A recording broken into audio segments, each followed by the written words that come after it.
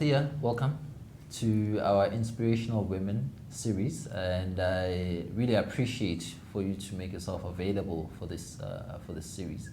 And as I've explained to you, this series is really about bringing women who are quite inspirational, who are giants in their industries, who are doing very well in terms of their careers, etc. And you're one of those women. You know, we felt it was important for us to have your story so that you can share it with other people in South Africa. So thank you for that. Thank you for availing yourself. Maybe before I go into the background, who Althea is, I'd like you to just set a context of who Masimong is, and so that people can really understand the extent of responsibility that's really on your shoulders. Okay, thanks Reggie, and thanks for referring to me as one of the giants. Appreciate it. I don't know if I'll go that far, but it's quite humbling, you know, to be sitting here and to inspire, you know, whoever I can inspire, or to those listening to this video. But to give you context as to who Masimong is, so I'm the Chief Executive Officer of Masimong Group Holdings. It's a diversified investment holding company which invests in 4 different sectors, being mining, agriculture, financial services, and industrial. To date, we've got 11 investments across these various sectors. The company was founded by Mike Teke, who's the controlling and majority shareholder. We do have other shareholders as well. And we are aggressively growing within these sectors, and we're actively involved within the companies that we invest in, and the company has grown quite significantly since inception, which was in 2013, and we're looking to add value and grow within these sectors, which we find we are of the view that it's critical to the economy of South Africa. And correct me if I'm wrong, the value of your assets is just over R1 billion. That's correct. I won't disclose the exact sum, but that's correct. Yes. But it's quite pivotal to the conversation, and why I refer to you as a giant. You know, a number of people have achieved quite a bit, and for you as a female CEO of over R1 billion company that has assets worth over R1 billion, it's quite significant. You know, we can't shy away from it. It's quite a significant milestone. Sure. Thanks. So let's just go back to who Althea is, where you grew up. What was Althea like as a child? Okay, so maybe I should start at the beginning. So I grew up in 2 colored areas called Nuclear and Bosmont. Why I say 2 is that both areas and environments that I grew up in had a pivotal part to play in who I am today. So up to the age of 13, I stayed in Nuclear, in the flats, a block of flats within Nuclear, and then later on I moved to Bosmont and stayed with my granny. Although it was my granny's house, you know, I stayed with both my parents, you know, from the time that I was born. So I was quite fortunate to grow up in a household that had, you know, both parents, a mom and a dad. I'm the eldest of 3 girls, so my father was quite fortunate to have 3 daughters. And having said that, you know, being the eldest, you know, it was actually quite a responsibility. So my dad died at my early 20s, so I had to take the sort of responsibility of taking care of my younger sisters as well as, you know, my mom at the time. So just to go back to, you know, my upbringing, you know, it was very much a sense of community. So I was fortunate, even though that we didn't have much. My mom was a teacher. My father was a meter reader, but working in a meter reading company before he got retrenched or the company closed, and then he later decided, you know, to open up his own meter reading business and become an entrepreneur. But they made sure that we had everything in terms of, you know, food on the table, clothes on our back, ensured that we had schooling, even though, you know, we didn't have a car for, you know, at the time, so we had to take a lot of public transport and taxis. You know, I even took 2 taxis to get to university. But yes, even though, you know, we didn't have much, there was a sense of community, which at times I miss today, growing up with your family. So we had extended family in both areas. So that's what I miss actually today, is that sense of community and family and the family values that we grew up with. It makes me reflect what you're saying when you talk about you had to take a couple of taxis just to get to university. And I think, I'm not sure about your circumstances, but for a lot of us who were surrounding Johannesburg, so we didn't have enough money to stay either at Res or be closer to Res at a flat in Joburg, Hillbrow, whatever the case may be. It was just too expensive.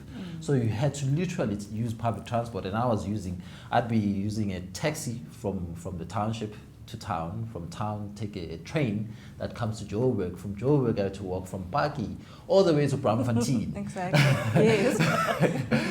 So there's that similarity, but it was because of circumstance, but the preference would have been to be closer to school so that you can, like other kids, True, be at campus till late studying and then just walk to your flat, and you like any other kid. But unfortunately, circumstances meant you have to be at home because you can't afford to be there. Yes. So that's quite interesting. So what were the most significant memories that you have? What are the most significant memories you have of your childhood? I would say definitely, the values that, my parents instilled, both my mother and my father instilled in us, the values of hard work. And, my father was quite strict. So he made sure that, you go to school, walk quite a few kilometers to get to school with your, heavy suitcase on your back. And then after school, make sure that, we are doing our homework, and that, we're not outside playing with our friends. Although we would have scheduled time, schoolwork comes first.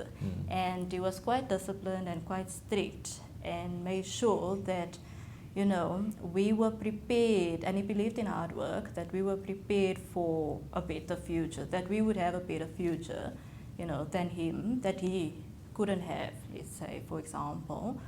But definitely, hard work, making sure that, schoolwork comes first, and, making sure that church comes first, God comes first, actually, and then schoolwork. So, we grew up in quite a disciplined home, in that, we had to go to church every Sunday no matter what. We had to go to prayer meetings, God was in the house.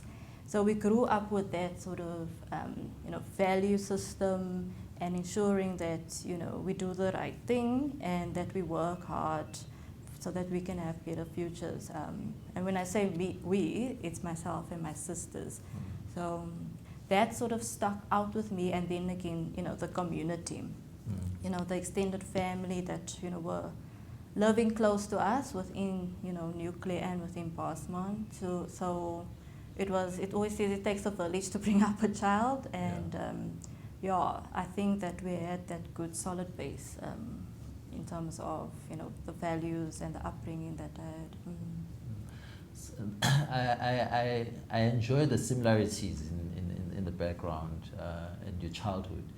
I think for me, when I think about my childhood, it's exactly that. We lived in, we didn't call them 4-bedroom houses. It was 4-roomed house because That's true. Yes. the houses that were built for us in the township, it was literally you had a kitchen and a living room, and then you had two rooms that were used for bedding. And I remember my mother, because she was quite involved in God's work, be it leading women in prayer, etc. So my house was literally always swimming with people coming in and out, prayer meetings. There's constantly people praying. Sure. But what was really significant is that we knew we didn't have much, and my mother planted the seed that for you to get out of this situation, you have to focus on your education. And like you, I walked plus minus 6 to 7 kilometers just to get to school. And I remember very well, I had to walk through muddy streets to get to school. And if you can think about it, when it's raining, you're walking you're walking from home to school and you're wearing those shoes, you know those shoes that had more holes than anything, you know, and they could hold more water than keep water out of your shoes. By the time you get to school, your socks are soaking wet. And you have to come back from school and you have to wash those clothes, because in most cases you have one pair of clothes for school. You have one shirt, you have one trouser, you have one pair of socks, and every day you have to wash these items. Once you completed washing these items, you have to now walk. For me, I had to walk to the library, which is again about 6 kilometers from my house, because I didn't have any study material. So my mother couldn't afford to buy me any textbooks. So when I was doing my grade 12, for some reason they introduced these nice to have textbooks, which was called the classroom mathematics and the classroom physical science, or whatever the case may be. But you had to buy these. And because we couldn't afford to buy them, so the only way for me to have access to them was through the library. So you go to school, come back home, wash your clothes, go to the library, hope that somebody hasn't taken the last mathematics textbook so that you can study. And literally that's really your life every day. And you know that the only way you can do it is to literally focus on your education. Agreed, yes. At what point did you decide, I want to be a chartered accountant? That's a very good question. I get that question often. For me, it was at school, you know. So I was fortunate enough to have accounting as a subject at school. And my dad played a pivotal role in let's call it the results. So over and above the hard work and obviously, you know, spending the time which one has to do with accounting. It's one of those subjects that you just have to practice in order to get better at it. But my father was, I would say, in my view, a genius. You know, he could pick up any instrument and just play it. And, you know, it doesn't matter what the musical instrument was, he just knew how to play that instrument. But over and above that, you know, he had a background in finance. So having not had a degree in finance, you know, when he went to school, he picked up finance quite quickly. So he used to assist me in terms of, you know, concepts that I couldn't understand that was maybe difficult in high school. But to cut a long story short, I realized in standard 9, or what do they call it, grade 11 these days. It just shows how long ago I went to school, right? Yeah. I knew when I got 100% for a test that when my balance sheet balanced, that no, this is the route that I have to take. But at the time, I didn't know much. I didn't actually know what a chartered accountant was. And I picked up a Reader's Digest because my father was an avid reader at home. And then so had it that I actually read an article on a chartered accountant. And then, you know, it interested me. I was like, what is a chartered accountant? And I did some research.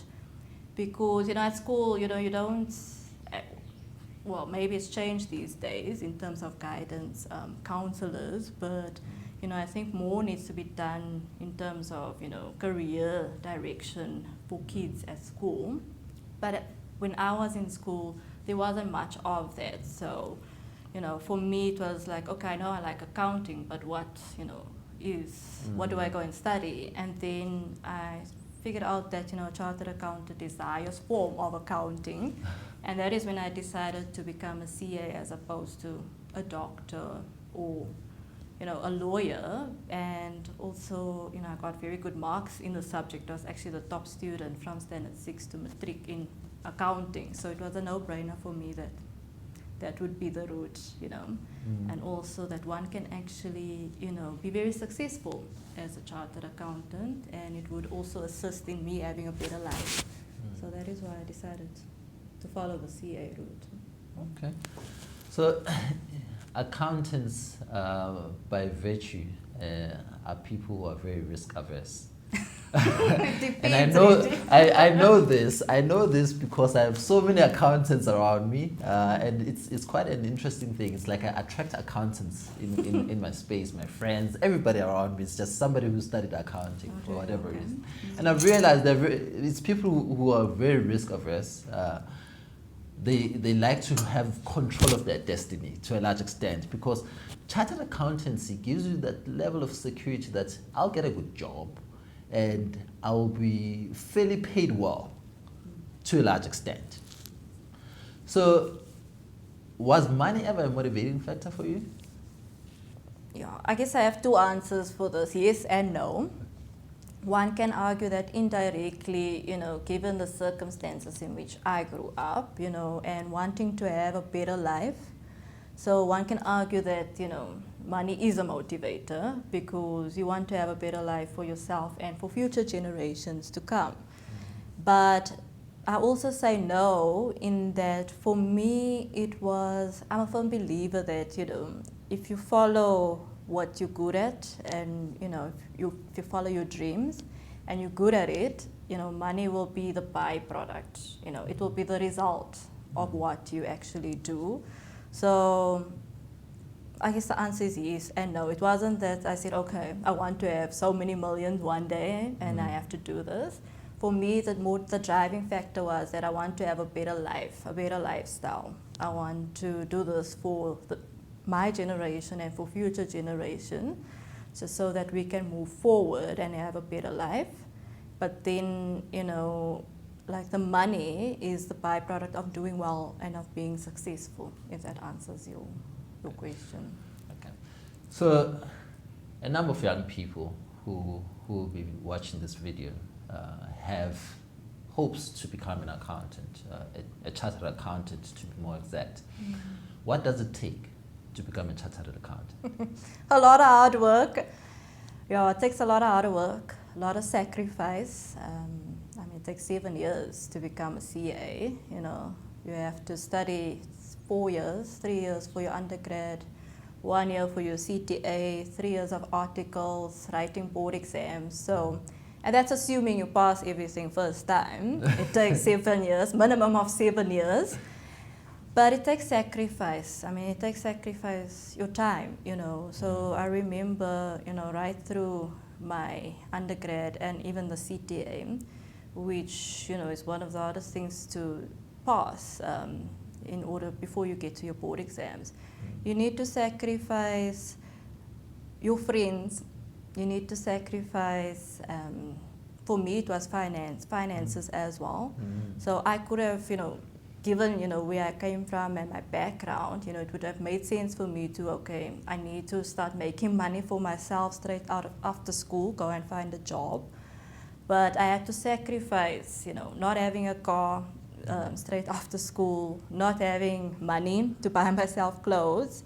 I had to sacrifice, funding my degrees, and also, once you've qualified, if you haven't have your honors, you go to articles, and you're not getting paid much there either. So you have to sacrifice both time, finances, and it takes a lot of hard work and sacrifice. There's no way around it. You can't do it any other way.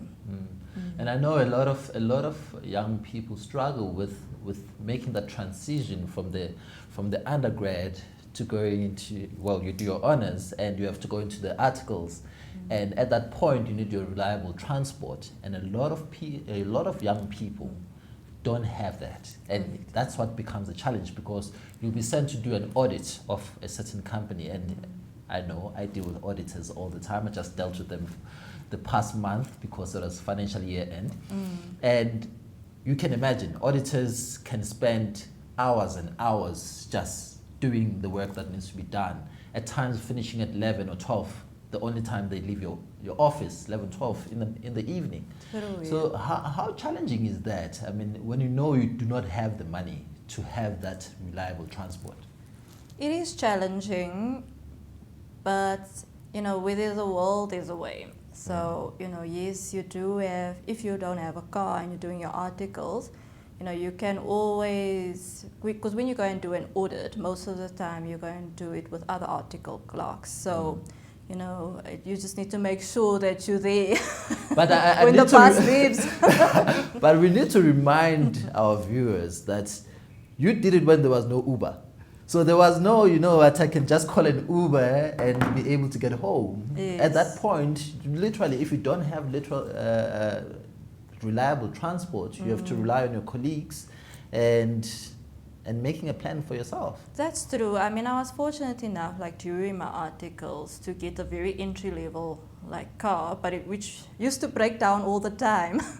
But in the beginning, definitely, you know, it was making sure that you at the office early enough, you know, that you can go with your colleagues to a audit client, and you know. I mean, I knew at the time we had a partner who never had a car, and you know, so all I'm saying is that, you know, there is a way of getting around it. I mean, ideally you need to have transport, and it's also quite difficult to pay for petrol and, you know, on an article salary, but you know, you have to do what you have to do, and even if you get an entry-level car, you know, at least it can get you around from A to B. Or take taxis if you need to take taxis to work, but then once you get to the office you can even take a taxi to the client, you know. There are alternatives. So Okay, so Althea, so you finish your articles and you qualify, and what was the journey then from the qualification to Althea now becoming senior CFO of an entire billion rand business? CEO.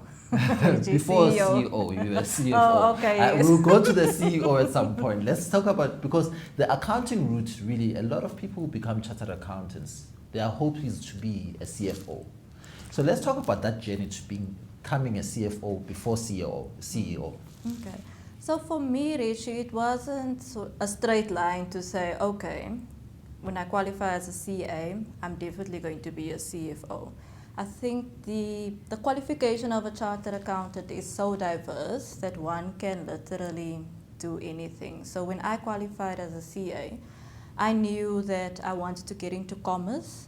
So I went into financial services, into the bank. I didn't want to stay in audit and follow, you know, the audit role in terms of becoming a partner at the audit firm. So as soon as I completed my articles, I knew that I needed to get experience outside of being an article clerk. And for me, the best ground or the best experience was in a financial services commercial environment.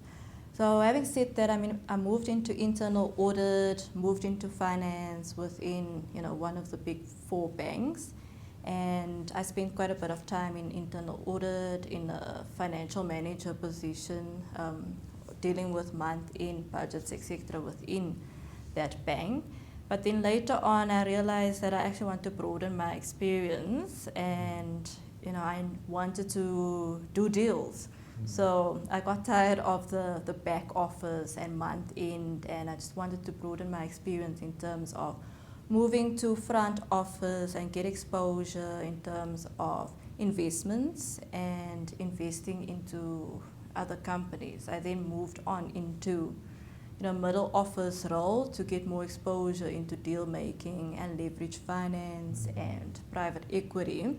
So that was my journey, was more on the financial services side, investments, leverage finance, getting exposure within banking, but getting like different exposures, you know, within, like I spent 10 years within banking, within investment banking, within corporate banking. And then, you know, the opportunity for CFO at Masimong arose. What attracted me to the position was that it was a combination of finance and investments. So I would be part of a company that, you know, is growing and that is very entrepreneurial and, you know, also has that corporate mindset and corporate shareholders and way of thinking, but very much investment focused. So for me, it was like the highest level of finance, you're right, as you're saying, but the point I'm trying to make, it wasn't sort of like, okay, clear cut, I must do this. For me, I needed to get as much experience as possible in terms of, you know, exposure is everything. So if you get exposure and experience, you know, it builds confidence, it builds credibility, it builds your capabilities so that you can do that CFO position one day. Okay. So at what point does Althea think, okay, I'm now CFO. It's time to grow into a different aspect of career. What decision-making process did you go through to say, okay, let me do an MBA and see if I can spread my wings and get into other things? Okay.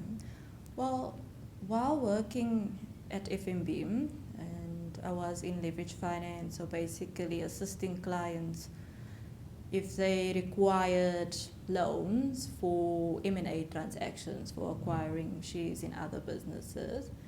For me, it was time for me to study something else, and I was tossing with the idea of doing a CFA. You know, a lot of CAs go the CFA route. But then I thought, that would be very limiting in terms of, if you're not specifically wanting to go into asset management, you have to use your CFA qualification. But for me, having said, that my father was an entrepreneur, I wanted to know more about business outside of finance. So what is strategy? What is marketing? What is HR? What is the full business in theory? What does it look like? So if I'm sitting in a board meeting, I must be able to comment on HR, not be the specialist in HR, but at least have an opinion or an understanding when that discussion is being had.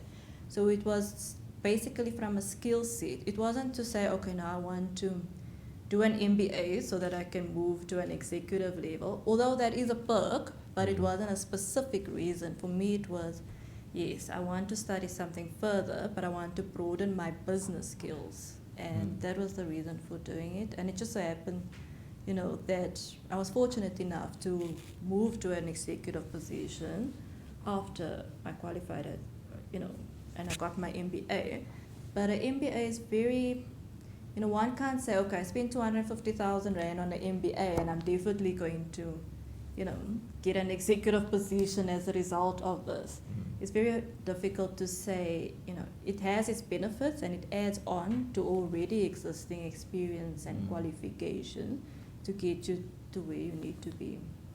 And that's quite important, that young people need to understand that an MBA is not an automatic qualification to do certain roles. It gives you a leg up, but you still have to have the capabilities, the experience, etc.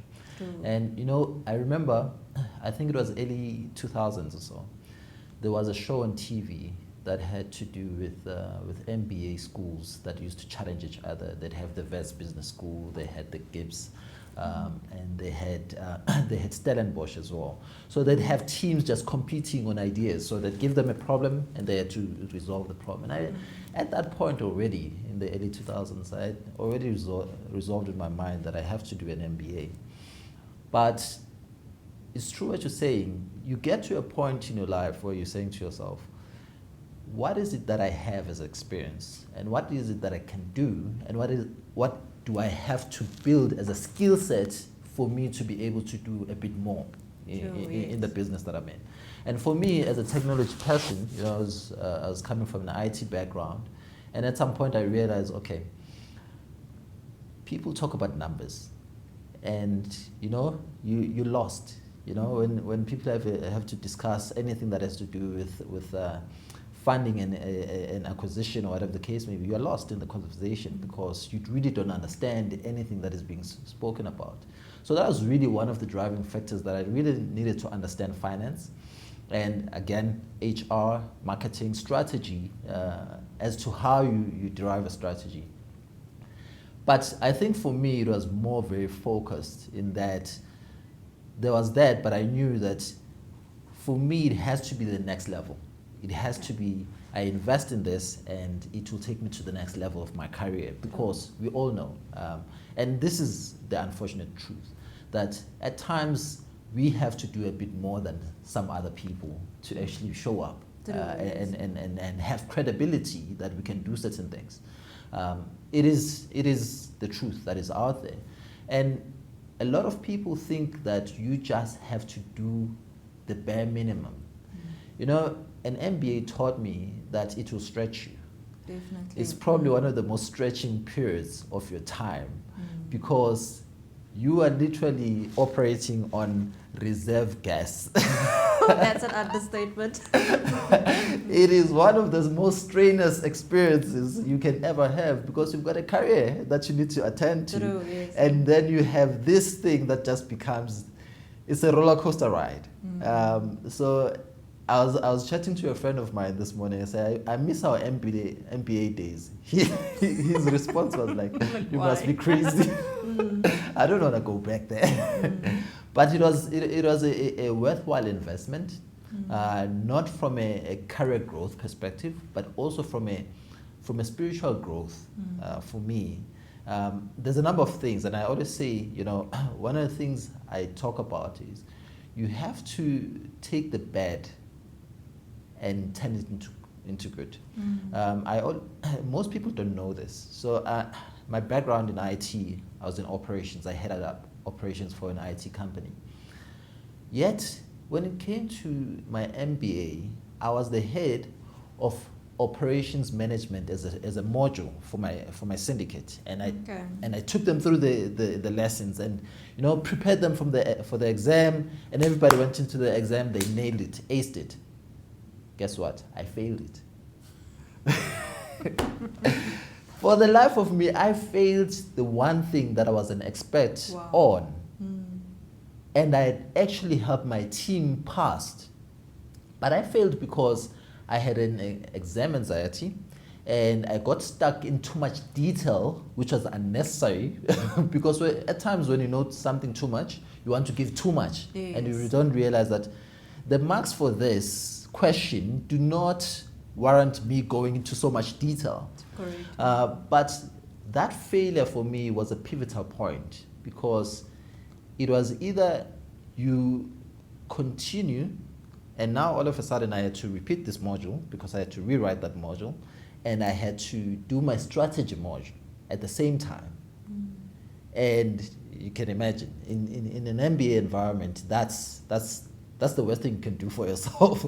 You're preparing for one exam and you have to redo another exam, and it's a nightmare. But it's important that I share this because people think people who have achieved something have never failed. And I'm happy to say that I've failed a number of times in a lot of things that I've done, and I've never allowed failure to determine whether I get to somewhere. Agreed, yes. I've allowed failure to be a lesson that I have to learn from so that I can re-strategize and redo things in a way that doesn't put me in the same position going forward. I mean, they say you learn more from your failures than your successes, right? Exactly. As long as you learn from them, exactly, then the failure benefits you. Exactly. And now I look back in that experience and I remember friends of mine who were doing the MBA with me at the time. They were worried that I wouldn't make it because the timelines for me to complete these two things were just ridiculous. And I had to sacrifice sleep. I had to sacrifice any social contact of any sort. I had to sacrifice even eating because the opportunity cost of you standing up and going to eat is just too much. True, yes. I know exactly what you're talking about. So, but it's you reflect on these things and you realize that as people, we're capable of so much more.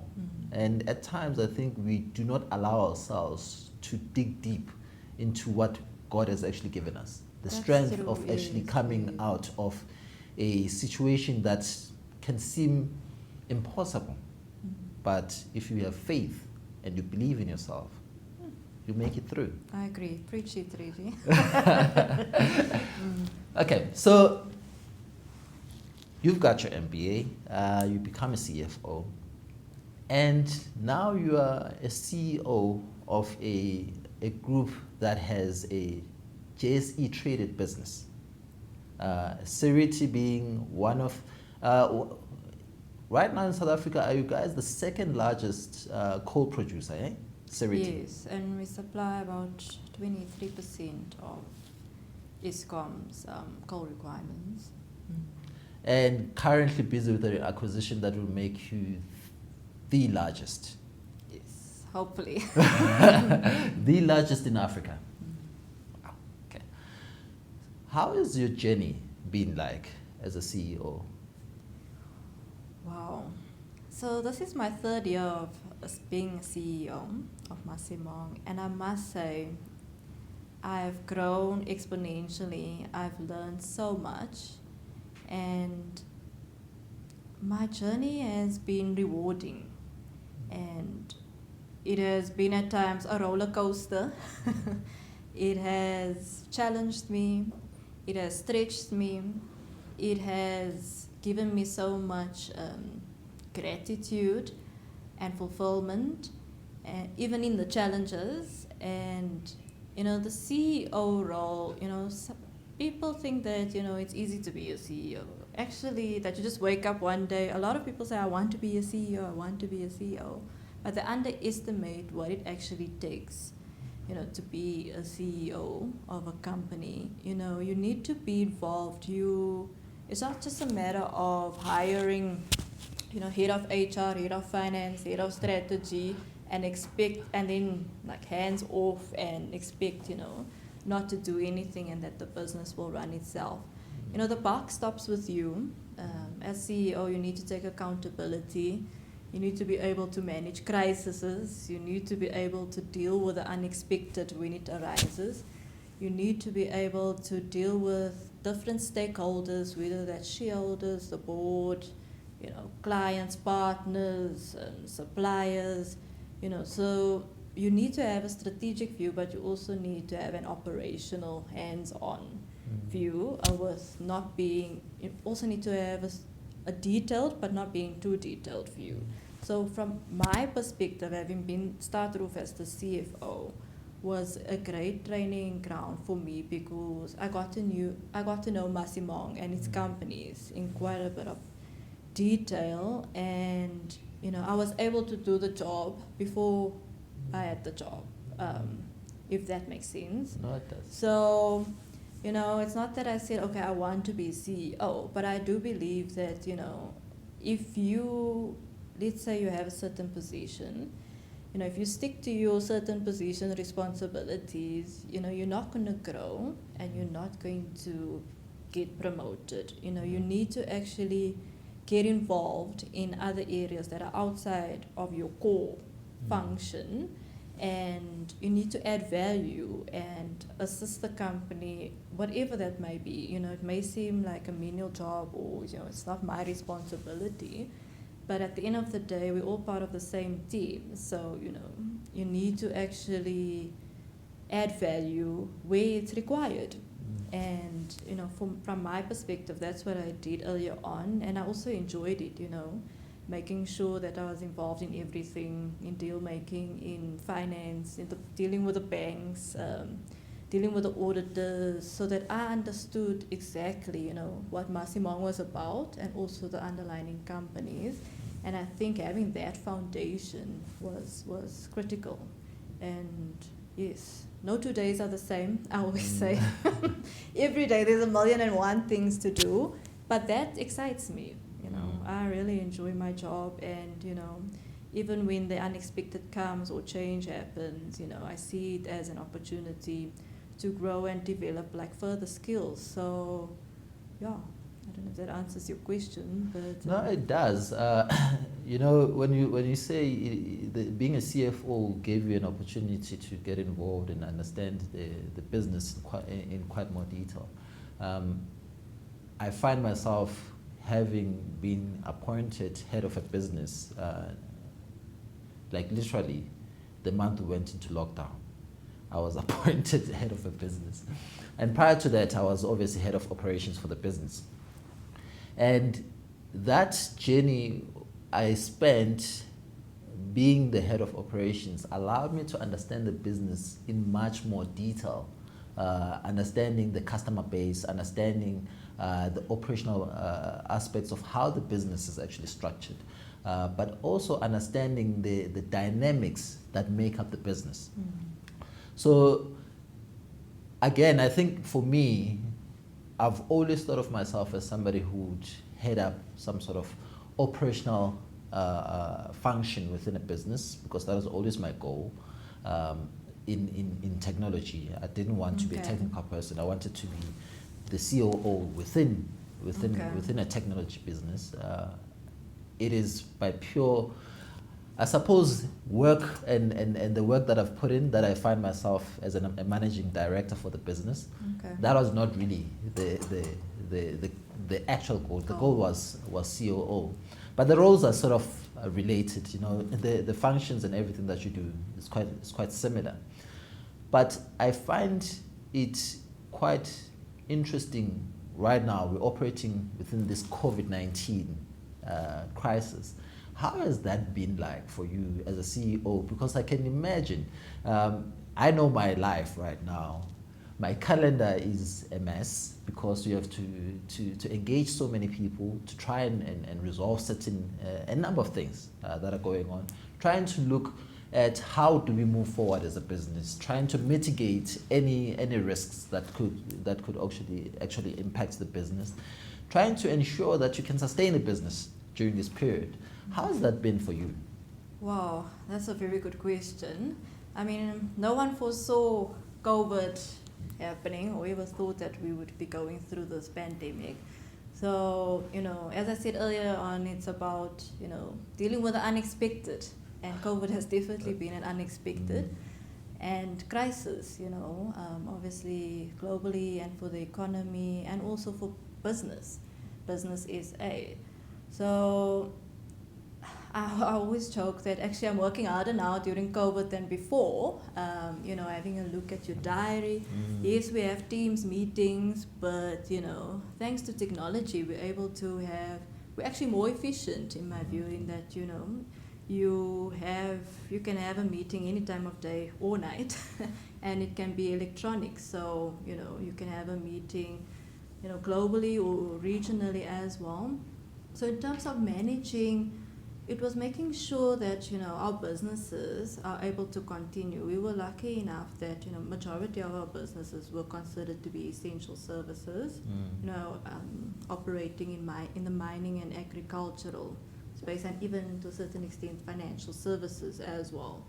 But it was making sure that, you know, the businesses were stable and that there was sufficient capital to continue through this crisis. I mean, as you can imagine, you know, the banks, you know, had to also manage the client's sort of capital constraints. And, you know, if you are closed, you know, how do you then continue to pay salaries, for example?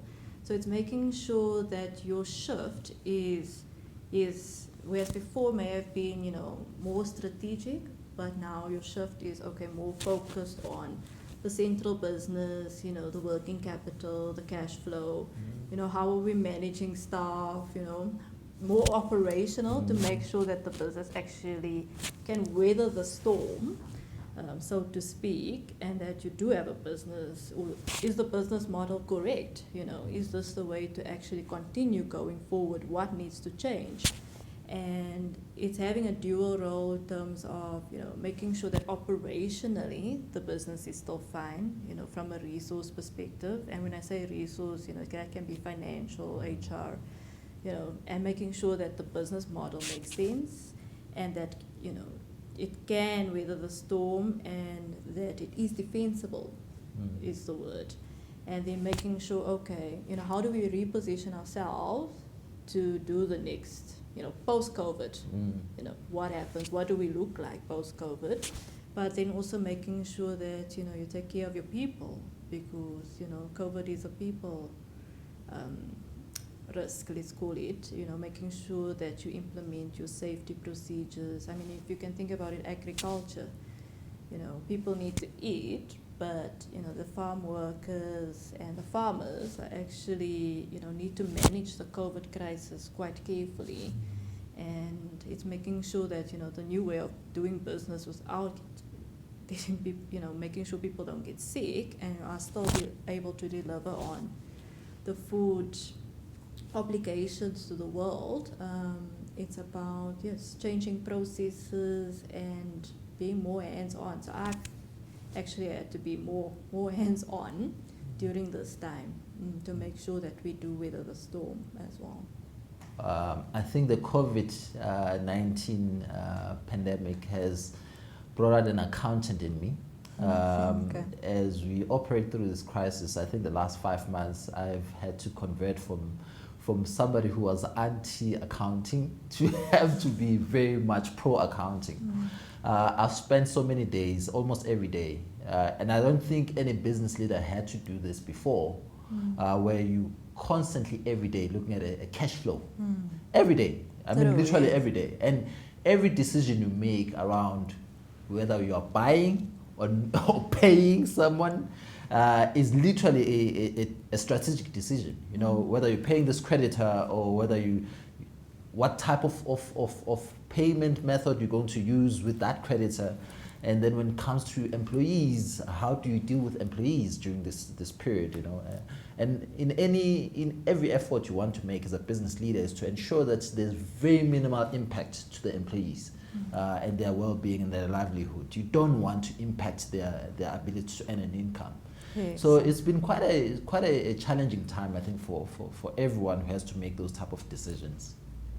So for those who are watching from home, if they want to one day sit in your seat, they need to understand that, you know, nobody foresaw this pandemic, but there's other challenges that will come through, and these things really test us during this time, and what type of leader we become, because are you going to be the leader who's going to be more about saving money of the company or saving the people? And that's, you know, at this time, you are asked that question quite often, especially yourself, your consciousness.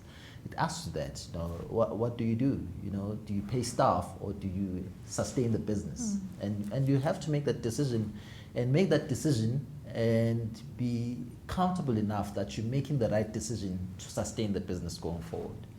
Okay.